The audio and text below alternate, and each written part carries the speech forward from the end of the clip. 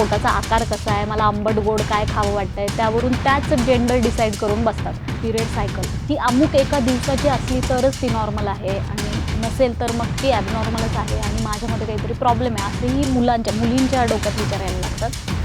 आपल्या समाजात एकतर लग्न झालं अमुक एका वयात पुढचे प्रश्न लगेच सुरू होतात. 1 वर्ष झालं की पाळणा कधी घालणार आणि पेढे कधी देणार, हे म्हणजे प्रत्येक कार्यक्रमात विचारले जाणारे प्रश्न आहेत. तर तरुण मुलींना तुम्ही काय सांगाल?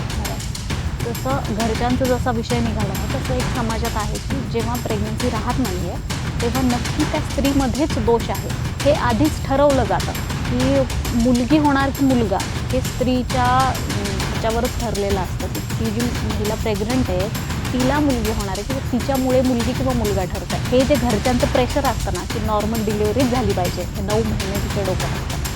तर मला खरंच सांगा की नॉर्मलमधून सीझरमध्ये त्रास कशात होतो? जसं ब्रेस्ट फिडिंगचं तुम्ही म्हणालात की लगेच करायला लागतं, काही लोकांना मुलींना त्रास होतो की ब्रेस्ट फिडिंग नाही करता येतं किंवा दूध नाही येतं, हे आपण समजलं असतं. तर त्यासाठीचा उपाय काय असू शकतो? त्या स्त्रीला काही अडचणी येऊ शकतात.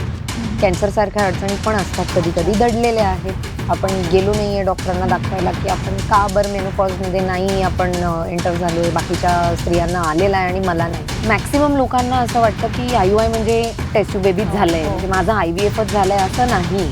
तर ही एक इंटरिम मेथड आहे. इंटरिम म्हणजे ज्यांना खूप अडचणी नाही आहेत पण साध्या सोप्या पद्धतीने पण प्रेग्नेंट नाही होते.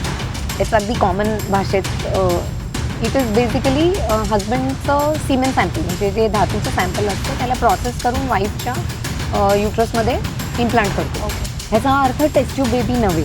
त्याच्यानंतर दुसरा नंबर आहे सर्वायकल कॅन्सर, जे की अजूनही त्याच्याकडे लक्ष नाही दिलं जात होतं आतापर्यंत, कारण लस येऊ घालणं कॉस्टली होतं. ही लस अजूनही 4,000 ते 4,500 हजाराची आहे.